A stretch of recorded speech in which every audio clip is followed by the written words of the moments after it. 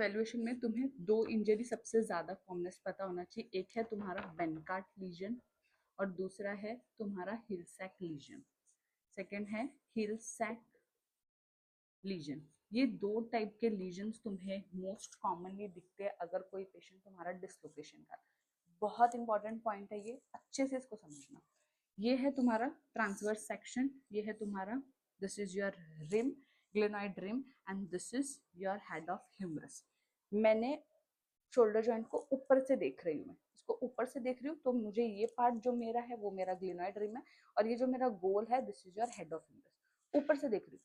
ये वाले डायग्राम पे बच्चे बहुत ज्यादा कंफ्यूज होते हैं कि मैम क्या होता है। अब यहाँ पर है तुम्हारा सबस्कैपुलरिस मसल, जो तुम्हारे स्कैपुला के इंटरनली आएगा। स्कैपुला के ऊपर से कौन सा मसल है? सिट्स मसल है। सो सुप्रास माइनस इंफ्रास माइनस ये है मसल, राइट।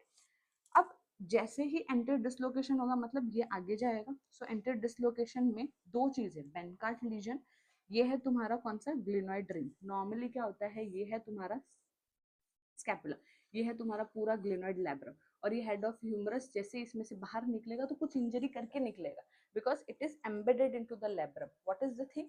अब बेनकार्ट लीजन के अंदर क्या होता है कि एंटेरियर इंफीरियर लेब्रम डिटैच होता है, लेब्रम डिटैच होता है, और इसी के साथ तुम्हें कुछ पेरियोस्टियम लीजन भी दिखेगा।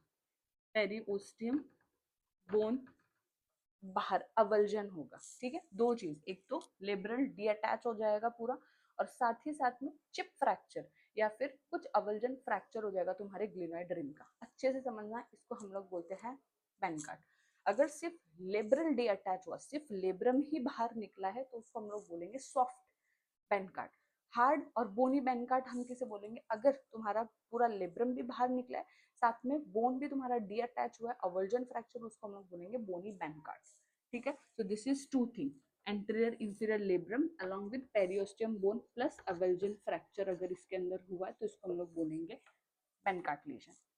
हिलसैक लीजन के अंदर क्या होता है, जैसे ये है तुम्हारा rim and this is your head of humerus, when this head of humerus will be goes front, तो जैसे सपोज ये बहुत पॉइंटी पार्ट है ग्लेनॉइड रिम, ठीक है, पॉइंटी पार्ट है, लिब्रम तो वहां से डीअटैच हो गया, तो जैसे ही ये हेड ऑफ ह्यूमरस आगे जाएगा, और head of humerus right it will be goes front, तो यहाँ पर ये पोस्टीरियर लेटरल डिफेक्ट करेगा। ये या तुम्हारा ग्लेनॉइड रिम, ये तुम्हारा हेड ऑफ ह्यूमरस है। जैसे ही ये आगे पुशअप होगा, तो जैसे ही यहाँ पुशअप होगा तो यहाँ पर क्या होगा, तुम्हारे हेड ऑफ ह्यूमरस पे पोस्टीरियर लेटरल लीजन आ जाएगा। दैट मीन्स इसको हम लोग बोलते हैं कंप्रेशन फ्रैक्चर, बिकॉज ये तुम्हारा स्कैपुला का ग्लेनॉइड रिम है and this is head of humerus that is goes front, तो वो प्रेशर दे के आगे जाएगा, तो वहां पर क्या होगा, वो बोनी उस पर प्रेशर दे, जिसको हम लोग बोलते हैं compression fracture. So this is compression fracture. और यहाँ पर जब तुम एक्सरे पे दिख रहे हो कि पोस्टीरियर लेटरल कुछ fracture, the second last point is your classification. Classification based on the position, तुम्हारा हेड ऑफ ह्यूमरस कितना बाहर आया, कहाँ पे लोकेटेड है। So this is your scapula, this is your coracoid process, this is your clavicle, this is your head of humerus. So कितना ये located है? तीन लेवल पे होता है। एक होता है जस्ट तुम्हारा ग्लेनॉइड रिम के जस्ट नजदीक में ही है तुम्हारा हेड ऑफ ह्यूमरस। सेकेंड है तुम्हारा क्लेविकुलर कोरेकॉइड प्रोसेस के नजदीक है, और थर्ड है तुम्हारा infraclavicular. So this is three. अगर तुम्हारा head of humerus just glenoid rim के बाहर ही है, जस्ट उसके नजदीक में लोकेटेड है, हम उसको बोलेंगे सब glenoid dislocation level.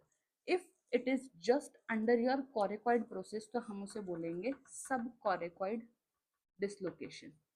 If it is just under, सबसे ज्यादा है, मॉडरेट अमाउंट ऑफ डिसलोकेशन है, जिसको हम लोग बोलेंगे इंफ्रा क्लेविकुलर और subclavicular. So this is and dislocation, और बेस्ड ऑफ कि ये मैक्सिमम है, मॉडरेट है, या minimum amount of the dislocation. So this is the classification of your. अब तुम्हारा जो लास्ट पॉइंट है वो है treatment based. Now the treatment is based on close reduction और open reduction, or whatever the reduction is there, whether it is closed reduction or open reduction, physiotherapy treatment you have to be start after 2 to 4 weeks।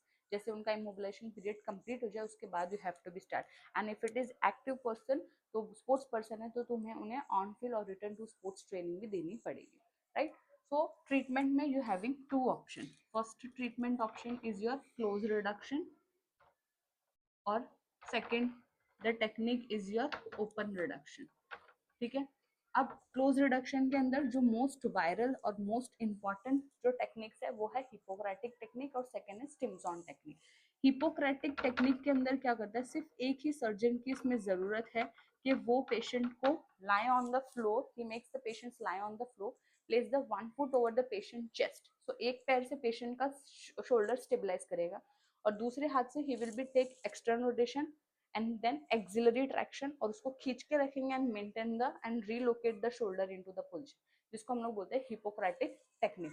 Only one person need to reduce this. Second जो technique है that is your Stimson technique. Stimson technique में what you need, you have to be make a patients to lie on prone and you have to be hung a weight on the patient wrist. 5 to 10 kg का weight patient के wrist पे लगा दो, patient is in prone position, धीरे धीरे वो redact हो जाएगा. ये टेक्निक्स है स्टिम्सन टेक्निक, ठीक है, जिसको हम लोग स्केलेटल ट्रैक्शन भी बोलते हैं और वेट ट्रैक्शन देकर रिलोकेट हो जाएगा. So this is close reduction technique. This is two, Stimson technique and the Hippocratic technique. Open reduction में कब जरूरत पड़ेगी, जब तुम्हें बेनकार्ट लीजन रहेगा और हिलसैक लीजन रहेगा, जहां पे तुम्हें आर्थोस्कोपिक बेनकार्ट रिपेयर करानी पड़ेगी.